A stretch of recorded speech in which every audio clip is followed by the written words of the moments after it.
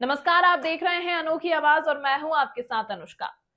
मध्य प्रदेश के पूर्व pro tem speaker और बीजेपी विधायक रामेश्वर शर्मा हिंदुत्व के फायरब्रांड नेता कहे जाते हैं। कांग्रेस की रैली में महू से जब खड़गे ने गंगा स्नान पर बयान दिया तो विधायक शर्मा फायर हो गए और कड़ी चेतावनी देते हुए कहा कि कांग्रेस के राष्ट्रीय अध्यक्ष मल्लिकार्जुन खड़गे अपने बयान पर नाक रगड़कर माफी मांगे, वरना जनता कांग्रेस का पिंडदान कर देगी। रामेश्वर शर्मा ने कहा कि कांग्रेस विदेशी हुकूमत के हिसाब से चलती है। कांग्रेस का जन्मदाता भी विदेशी हुकूमत है और कांग्रेस का नेतृत्व ही विदेशी कर रहा है। कांग्रेस का स्वदेशी भाव खत्म हो गया है। महात्मा गांधी ने देश में राम राज्य की कल्पना की थी, कांग्रेस ने राम को ही नकार दिया। आज की कांग्रेस चीन के इशारे पर पाकिस्तान के टुकड़ों पर पलने वाली है। देखिए क्या बोले। इसको लेकर दिग्विजय सिंह कह रहे हैं कि सब मेरे कार्यकाल में काम हुआ है, बेवजह ये श्रेय ले रहे हैं बीजेपी। मैं दिग्विजय सिंह जी को आज दिनांक तक कहता आया हूं कि राजनीति में सरेआम झूठ बोलने वाले कोई लीडर का नाम है तो वो दिग्विजय सिंह जी का है। और दिग्विजय सिंह जी आपके नेतृत्व में नहीं बल्कि सुंदरलाल पटवा जी के नेतृत्व में बाबा साहब अम्बेडकर की जन्मस्थली महू का विकास का श्री गणेश हुआ था। भारतीय जनता पार्टी ने इसकी विकास की नींव रखी और आज दिनांक तक भारतीय जनता पार्टी चाहे पटवा सरकार रही हो, चाहे उमा जी की गवर्नमेंट रही हो, चाहे बाबूलाल गौर जी की गवर्नमेंट रही हो, चाहे शिवराज सिंह चौहान जी की गवर्नमेंट रही हो, चाहे डॉक्टर मोहन यादव जी की गवर्नमेंट रही हो, आज दिनांक तक बाबा साहब के जितने तीर्थ स्थल हैं देश के अंदर देखा जाए तो पहले तीर्थ स्थल का विकास पंडित अटल बिहारी वाजपेयी जी की सरकार ने किया। इसके बाद लगातार मोदी जी जितने भी बाबा साहब अम्बेडकर के तीर्थ स्थल हैं सबका विकास किया। अरे कांग्रेसियों, मैं तो तुमसे पूछना चाहता हूं, तुमने पंडित जवाहरलाल नेहरू जी की प्रतिमा भोपाल की राजधानी में लगाई, श्रीमती इंदिरा गांधी जी की प्रतिमा लगाई, तुमने राजीव गांधी की प्रतिमा लगाई, क्या तुमने बाबा साहब अम्बेडकर की कहीं किसी चौराहे पर प्रतिमा लगाई? बोर्ड ऑफिस पे भी जो चौराहे पर प्रतिमा बाबा साहब की विशाल लगी है वो भी भारतीय जनता पार्टी की सुंदरलाल पटवा की सरकार ने लगाई है। और उस समय विश्व हिंदू परिषद के अखिल भारतीय संगठन महामंत्री और हिंदू जागरण के प्रोधा आदरणीय अशोक सिंघल जी ने उस प्रतिमा का उद्घाटन किया था, अनावरण किया था। और आज हम फिर कहते हैं कि हमने गणेश मंदिर से गायत्री मंदिर के पुल का भी नाम बाबा साहब अम्बेडकर के नाम पर रखा। हम अम्बेडकर जी के प्रति भरोसा रखते हैं, आस्था रखते हैं, संविधान में विश्वास रखते हैं। आप केवल अम्बेडकर जी का अपमान करते हो, चुनाव हराते हो और दलितों को कुचलने का काम करते हो। तुम दलितों को झूठे बहलाने और फुसलाने के वादे करते हो, हम दलितों के उत्थान के काम करते हैं। चाहे अटल जी की सरकार हो, चाहे मोदी जी की सरकार हो, चाहे प्रदेशों में भारतीय जनता पार्टी की सरकार हो, हर सरकार बाबा साहब के संविधान का पालन करती है और बाबा साहब के बताए हुए और गांधी के बताए हुए मार्ग पर चल के गरीबों के कल्याण की योजना चलाती है। क्योंकि मेरी पार्टी के संस्थापक दीनदयाल उपाध्याय ने कहा था कि जब तक गरीबों का भला नहीं होगा, गरीब की झुग्गी पक्की नहीं होगी, गरीब के घर में दिया नहीं जलेगा, तब तक देश से अंधेरा नहीं भगेगा। और गरीब के घर का अंधेरा भगाने का काम मोदी जी कर रहे हैं।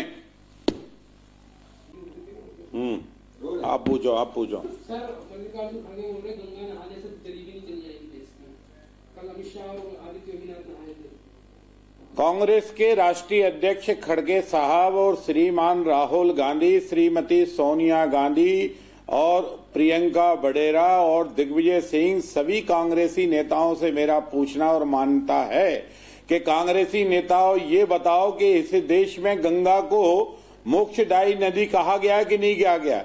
दूसरे, गंगा दुनिया के पापों को धोती है कि नहीं धोती? लेकिन इतना ध्यान रखना, पहले निकम्बी कांग्रेस ने भगवान राम को काल्पनिक किया, राम का अपमान किया, फिर अब तुमने जो है भारत माता का अपमान किया, अभी गंगा मैया का अपमान किया। अरे कांग्रेसियों, हमें पता है कि तुम सनातन विरोधी इतने हो गए हो, तुम राम विरोधी हो गए हो, तुम कृष्ण विरोधी हो गए, तुम महावीर विरोधी हो गए, तुम गौतम बुद्ध विरोधी हो गए, तुम गुरु नानक विरोधी हो गए। तुम्हें ऐसा लगता है कि विदेश की स्थापित कांग्रेस और विदेशी की नेतृत्व में चलने वाली कांग्रेस जब भी भारत के हिंदू धर्म का विरोध करती रहेगी तब ये कांग्रेस आगे बढ़ेगी। लेकिन ध्यान रखना, जो तुम हिंदू धर्म का विरोध करोगे, जब राम का विरोध किया तो तुम्हारा सत्यानाश हुआ। अब तुमने गंगा मैया का विरोध कर दिया है। पूरे कांग्रेसियों, या तो तुम बताओ कि गंगा मैया में डुबकी लगाओ, जाओगे कि नहीं जाओगे। लेकिन इतना जरूर बता देता हूं कि बाकी कुछ हो कि नहीं हो, लेकिन कांग्रेस का ये आखिरी निजाम होगा जो पूरी कांग्रेस का पिंडदान करके जाएगा। इसके बाद हिंदुस्तान में ना विदेशी हुकूमत होगी, ना विदेशी कांग्रेस होगी। बीजेपी आरोप लगा रही है कि जो मल्लिकार्जुन खड़गे जी का जो बयान आया है वो विदेशी हुकूमत के हिसाब से चल रही है, कांग्रेस ये कहना है। देखिए, भाजपा निरंतर पूरे देश भर में संविधान पर लगातार प्रहार कर रही है। भाजपा के वरिष्ठ नेता अंबेडकर जी पे अशोभनीय टिप्पणी करते हैं। आज एक दलित कांग्रेस के वरिष्ठ नेता मल्लिकार्जुन खड़गे जी के पीछे पूरी भाजपा पार्टी लग गई है।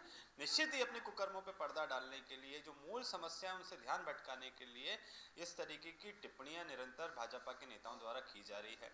आज सबसे बड़ा सवाल यह है कि 40 दिनों से जो परिवहन विभाग का आरक्षक पुलिस को नहीं मिल रहा था, जिसको कहा जा रहा था, मध्य प्रदेश की जनता को बताया जा रहा था कि वो दुबई फरार हो गए, वो कल कैसे भोपाल के न्यायालय में अवतरित हो जाते हैं और मध्य प्रदेश की पुलिस उनको पकड़ नहीं पा रही। आज उनको खुद जिस तरीके से गिरफ्तार किया गया है, ये अपने आप में सवाल दिखाता है कि मध्य प्रदेश में भाजपा के संरक्षण में निरंतर भ्रष्टाचारियों को संरक्षण प्राप्त हो रहा है।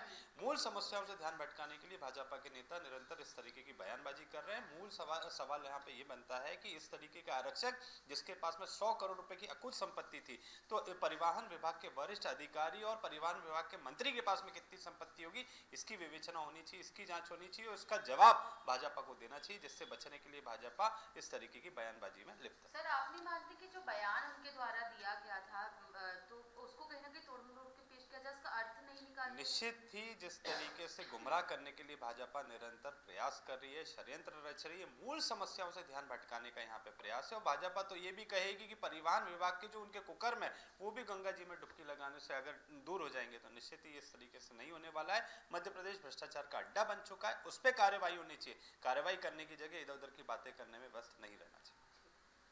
इस खबर में फिलहाल इतना ही। अन्य खबरों के लिए देखते रहिए अनोखी आवाज।